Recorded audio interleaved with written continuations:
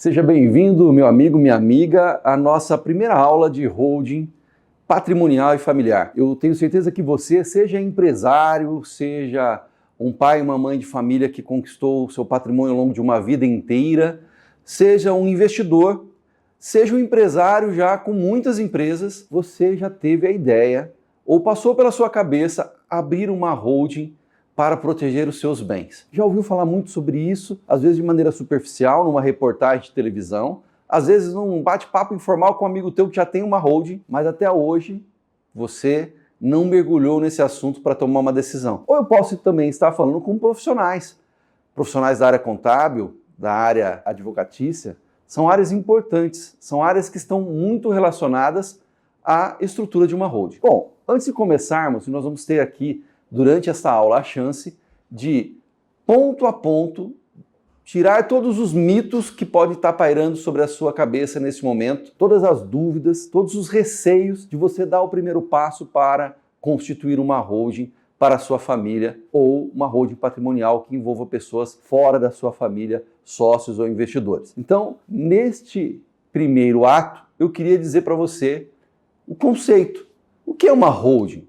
Uma holding é uma empresa que se constitui de acordo com uma estrutura própria, diferente de outras empresas que tenham atividades econômicas baseadas no comércio, na prestação de serviço, na indústria, mas que não tem um papel que se assume a partir do momento da estrutura da holding de proteção patrimonial, de sucessão patrimonial, blindagem do seu patrimônio, e aí a gente tem que tomar um cuidado com essa palavra, e, finalmente, um planejamento tributário, uma saída para alguns impostos que oneram muito aqui no nosso país quem possui grandes patrimônios. Bom, vamos então começar. E para que a gente possa iniciar, depois dessa definição da holding como empresa, a gente tem que entender se ela realmente tem benefícios e vantagens, ou se tudo que se diz sobre a holding não é verdade, ou muito mais do que a realidade. Primeiro, gostaria de falar para você qual é a finalidade.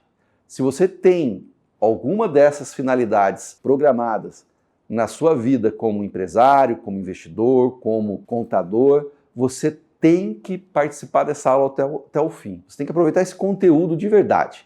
Então, se a sua finalidade é reduzir alguns impostos que hoje, incidindo sobre a pessoa física, são muito desgastantes, como, por exemplo, ganho de capital, porque hoje você compra um bem, no país que nós estamos, a regra do imposto de renda é clara, a menos que você atribua melhorias a esse bem, você não pode aumentar o valor dele dentro da sua declaração de pessoa física, então esse valor, a tendência ao longo dos anos, é ficar um valor mínimo, valor baixo, e aí quando você faz a venda desse bem, ou para aplicar em outras áreas, ou para uma necessidade familiar, você acaba pagando um ganho de capital enorme sobre essa diferença entre o valor que você tinha comprado o bem e o valor que você está vendendo. Porque não havendo melhorias, essas melhorias não serão registradas por nota fiscal, não havendo um livro caixa dessas melhorias que comprove todo esse aumento do valor daquele bem, aquela data, daquele terreno, daquela casa, daquele edifício. Se você não tiver constituído todo esse histórico documental, você não pode aumentar o valor do seu bem.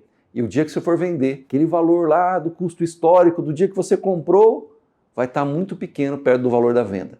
Então, se esse bem estiver na pessoa física, esse valor de ganho em capital é muito maior do que se ele estiver dentro de uma holding. Então, a primeira finalidade de uma holding é reduzir a carga tributária de alguns impostos, como é o ganho de capital, sobre a pessoa física. Ou então, impostos que incidem sobre o aluguel de bens. Na pessoa física, você tem uma tabela progressiva.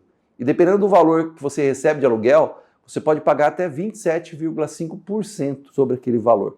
Quando você está dentro de uma estrutura de holding, esse valor é muito menor, porque você está dentro de uma pessoa jurídica que recolhe impostos por uma presunção, porque a maioria das holdings a gente traz para o lucro presumido. Bom, segunda finalidade da holding, planejamento sucessório. Talvez você tenha com a sua esposa, você com o seu esposo, constituído bens ao longo de 30, 40 anos com as suas economias. Hoje, você tem um patrimônio ali de 2 milhões, 1,5 milhão, 3 milhões, sei lá, pode ser valor muito maior do que isso.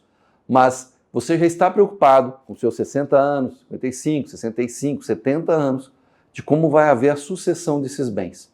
E a gente sabe o custo hoje de um inventário. A gente sabe hoje como você pode ter parte desses bens tão suados e constituídos com tanto suor, perdidos dentro do inventário. Então também a holding vem com essa finalidade de promover um planejamento sucessório menos custoso e um planejamento sucessório menos litigioso. O que é o litígio? A briga. Pode ser que você não estando aqui, os seus herdeiros não consigam se entender, ou os seus herdeiros tenham dificuldade em escolher bens proporcionais. E isso entra dentro de um litígio e o inventário demora anos para sair quando sai. Então, quando você tem uma holding, dentro dessa holding existem alguns documentos importantes, como o acordo de sócio, que vai garantir para você a possibilidade de você já deixar tudo programado. Quem vai administrar a holding, como vai ser a proporcionalidade dos bens, quais bens e cotas irão em quantidade para seus sucessores, sejam filhos, a sua cônjuge, seu cônjuge que fica vivo.